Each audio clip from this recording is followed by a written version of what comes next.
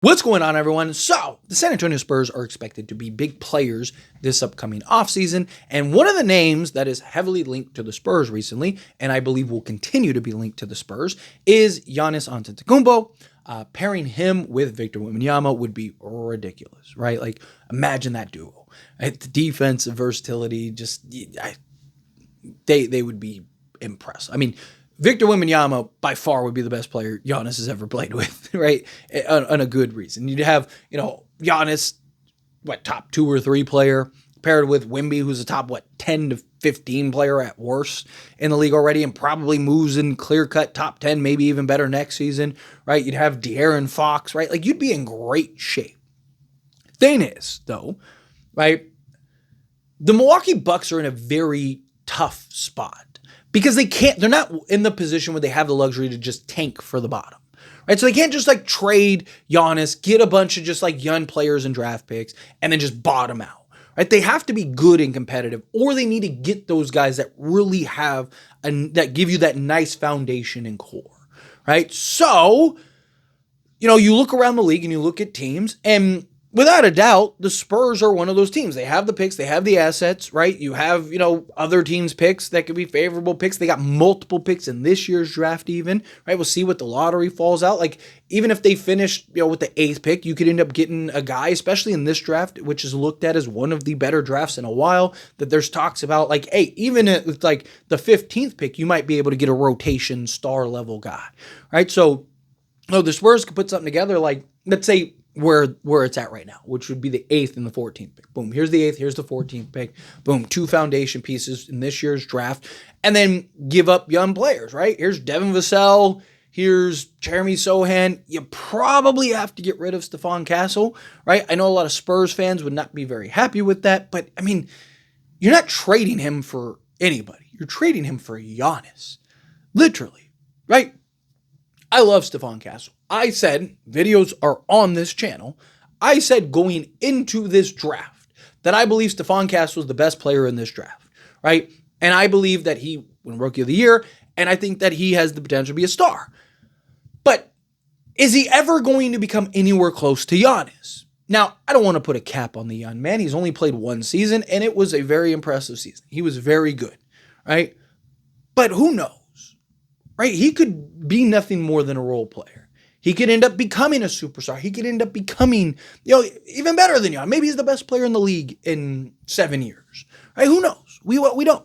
Again, I don't want to put a cap on a young man. But the likelihood of any of that is incredibly slim. We've seen guys, Tyreke Evans had a 25-5 rookie season. Michael Carter-Williams had nearly averaged a triple-double and was looked at as the next great point guard in this league, right? Every team, they were oh, that's it. He was basically looked at as a Cade Cunningham, right? Type guy. And he was out of the league before his next contract, right? So you never know. Now, again, I'm not saying that Stephon Castle will be that. I really believe in Stephon Castle. But to pretend he wouldn't be worth Giannis, I think is silly, right?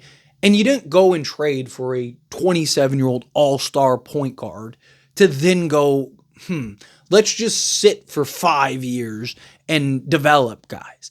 Also, what kind of develop is Stephon Castle going to get?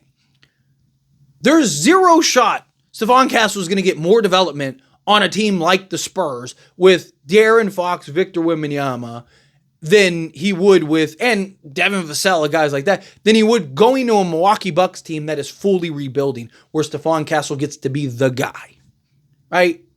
Zero shot. He would get more opportunity in development in Milwaukee because he'd essentially be the guy in Milwaukee.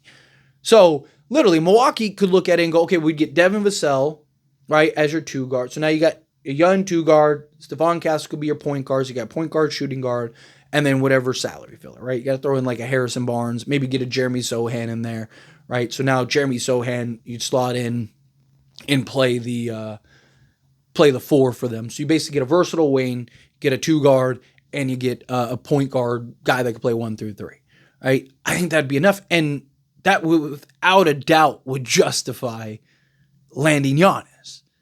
I mean, you could argue that undersell for it. I mean, obviously there'd be draft picks and stuff involved too, but I'm talking about just player-wise, right? Because again, Stephon Castle, as great as he was, he wasn't like, oh my God, like, dude, this is the best rookie we've ever seen, right? Like, he was good. He was very good, right? He warranted rookie of the year, stuff like that. But you saw several guys. Ricochet, had to see, like, what happened if Jared McCain doesn't get hurt? Jared McCain probably wins rookie of the year, right? Like, there's a lot of factors that went into this season, right? Stephon Castle, don't get me wrong, it was warranted. He earned it. It wasn't one of those things like, they just kind of gave it to him. No, like, he was, in my opinion, the most consistent rookie all season, right? Given the role, given the circumstances, given all of that, right? But you're talking about Giannis.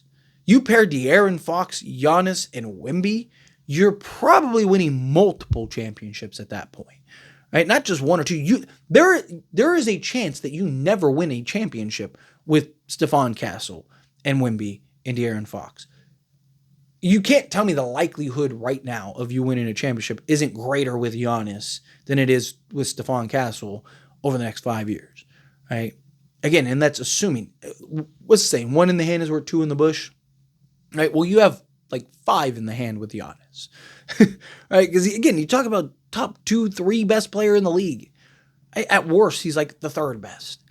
Right? And a guy that can by himself go win you a playoff game or series or whatever. We've seen him do it. Right. So you pair that with a Victor Wembanyama. Right now, you have by far the best front court in the league. You have De'Aaron Fox who can be that point guard for you. Right. Take pressure, be a clutch guy, hit shots. I mean, you can make an argument that De'Aaron Fox is the best player Giannis has ever played with, right? Given when Dame became a Buck, right? I would take De'Aaron Fox now over Dame, right? And then, Drew Holiday was great, but I think De'Aaron Fox overall is better. And then same thing with like a Chris Middleton. I think De'Aaron Fox is overall better. Like, so you can make an argument that the best player Giannis has ever played with would be De'Aaron Fox.